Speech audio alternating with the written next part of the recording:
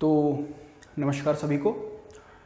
अभी हम देखेंगे कि ट्रिग्नोमेट्रिक रेशियोज क्या क्या होते हैं और कैसे कैसे लगाए जाते हैं, इनको समझेंगे। समझने के लिए हमारे पास एक चीज़ है ट्रिग्नोमेट्रिक रेशियोज की, कि ट्रिग्नोमेट्री क्या होती है। सबसे पहले तो हमें ये समझना पड़ेगा कि ये ट्रिग्नोमेट्री होती क्या है।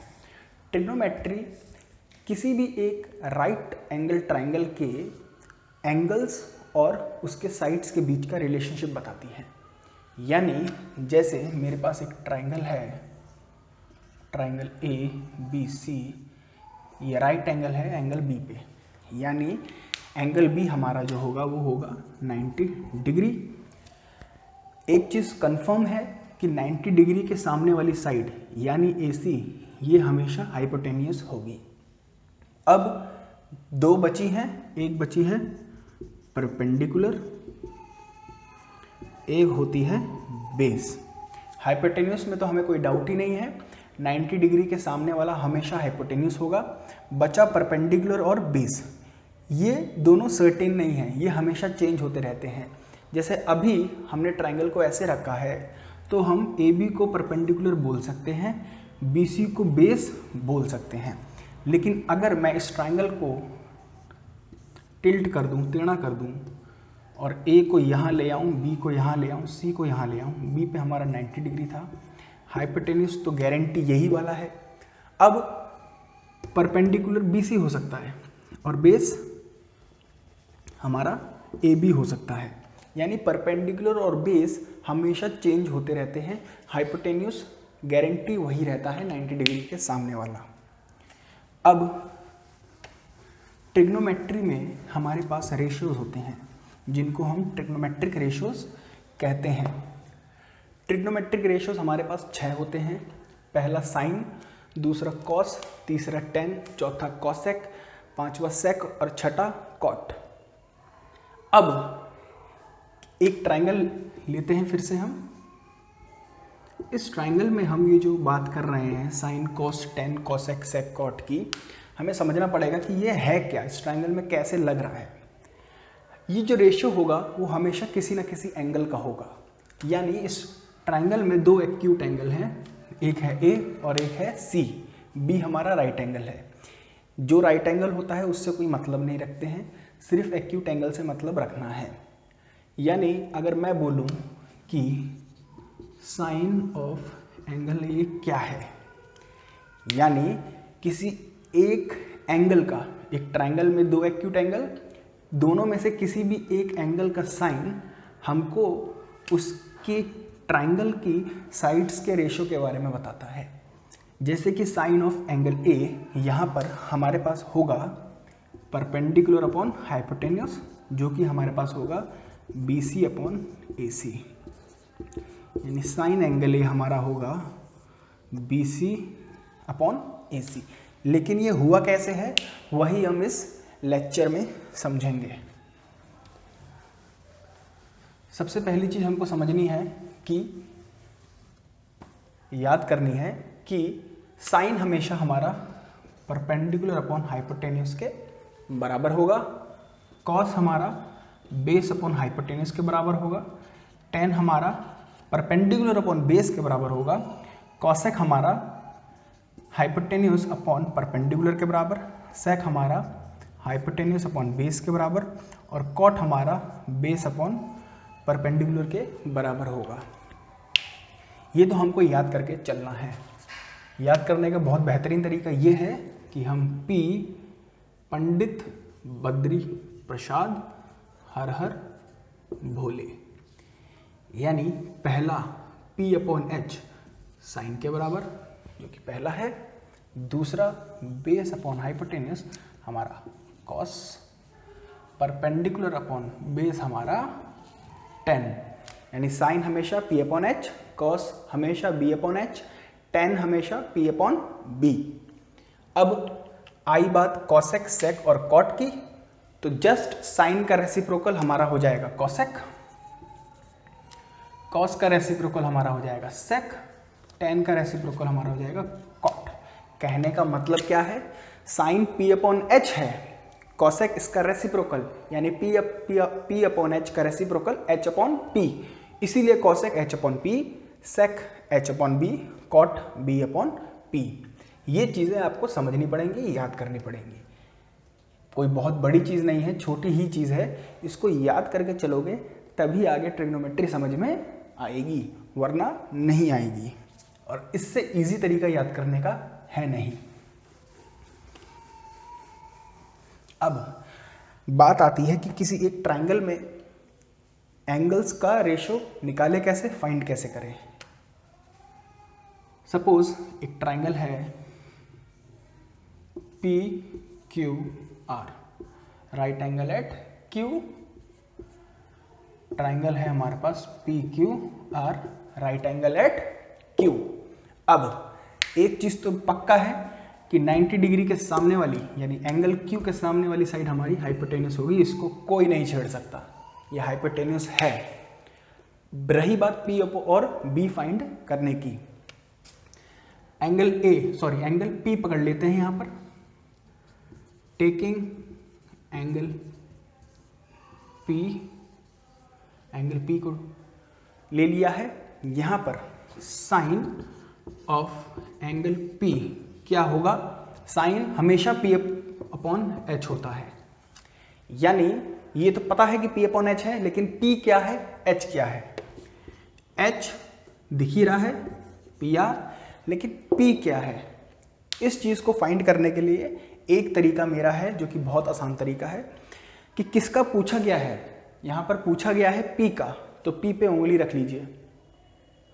अब पी पे उंगली रख ली है, इसके सामने आपको जो साइड दिख रही है, यानी पी के सामने जो साइड आपको दिख रही है, पी के सामने आपको दिख रही है क्यू आर, ये एंगल पी का परपेंडिकुलर है। पी के सामने वाली साइड, बिल्कुल सामने जो साइड है वो पी की परपेंडिकुलर है, यानी एंगल पी का परपेंडिकुलर है क्यू आर। तो यहां पे हम चुपचाप क्यू आर लिख देंगे, यानी sine angle P is equal to Q R upon P R. ये हो गया। अब कॉस, इसी एंगल का अगर कॉस फाइंड करना है, इसी एंगल का अगर कॉस फाइंड करना है, कॉस हमारा होता है बेस अपॉन हाइपोटेन्यूस, कॉस हमारा होता है बेस अपॉन हाइपोटेन्यूस। अब हाइपोटेन्यूस तो हमको पता है कि वो है पी आर। बेस क्या होगा, बेस पूछा गया है कॉस पी का, पी पे फिर से उंगली रख लेंगे। पी पे उंगली रख के हमको पता है ये सामने वाली साइड है उसका परपेंडिकुलर। बची कौन सी साइड, ये जो चिपकी हुई है पी से। एंगल पी के दो आर्म निकल कर जा रहे हैं, एक आर की तरफ और एक क्यू की तरफ। क्यू आर तो उसका बिल्कुल सामने है तो परपेंडिकुलर है, एक जो बगल से उसके गुजर रहा है पी के, उसको कहेंगे पी का बेस, और ये पी का हो जाएगा परपेंडिकुलर। तो यानी पी का बेस क्या होगा, पी क्यू, यानी कॉस एंगल पी हमारा क्या हो जाएगा, P Q upon P are. अब आता है tangent, ten of angle P, ten of angle P.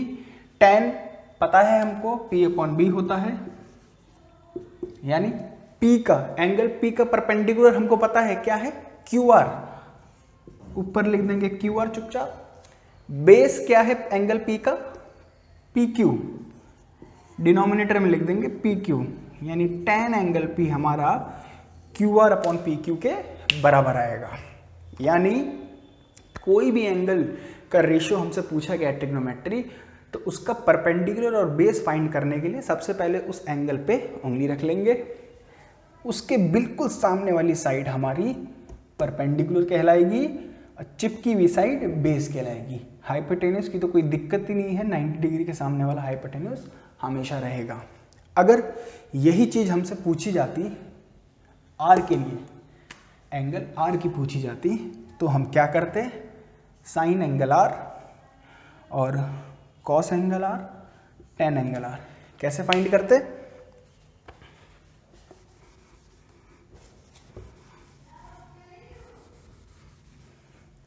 Sign angle R हम आर पे उंगली रख लेते, आर पे हमने उंगली रख ली है। आर के सामने क्या दिख रहा है हमको, पी क्यू, आर के सामने हमें दिख रहा है पी क्यू, तो एंगल आर का परपेंडिकुलर क्या होगा, पी क्यू, यानी साइन होता है परपेंडिकुलर हाइपोटेन्यूज, यानी परपेंडिकुलर न्यूमरेटर में एंगल आर का परपेंडिकुलर है पी क्यू, तो ऊपर लिख दिया पी क्यू, नीचे हाइपोटेन्यूज लिखना है तो वो हमारा पी आर है ही।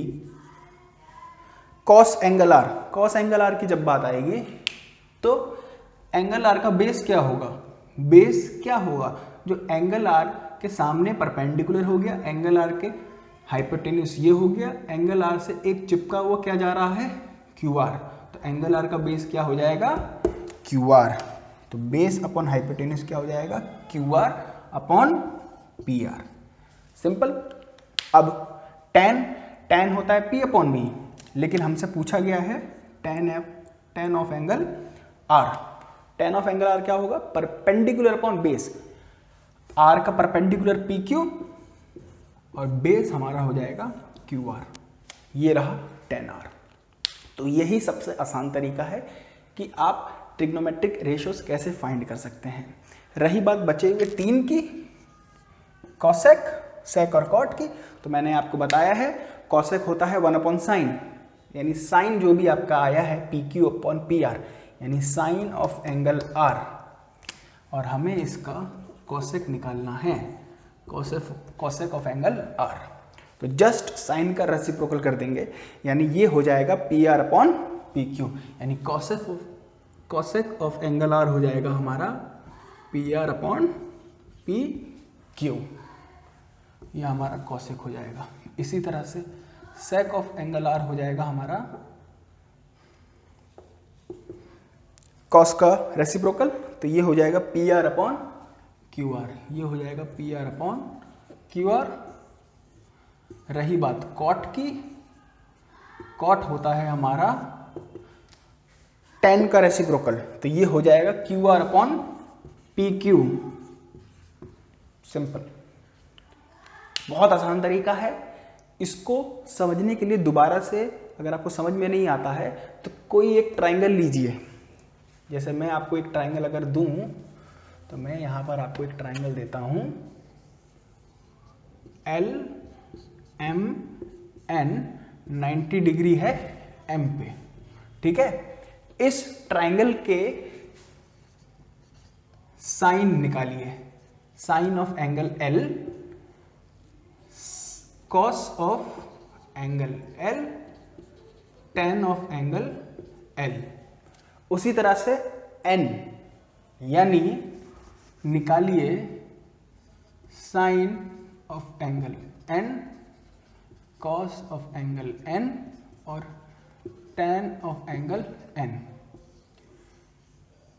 ये 6 चीजें अगर आपने अपने आप से फाइंड कर ली तो इसका मतलब ये टॉपिक आपको बिल्कुल अच्छे से समझ में आ गया।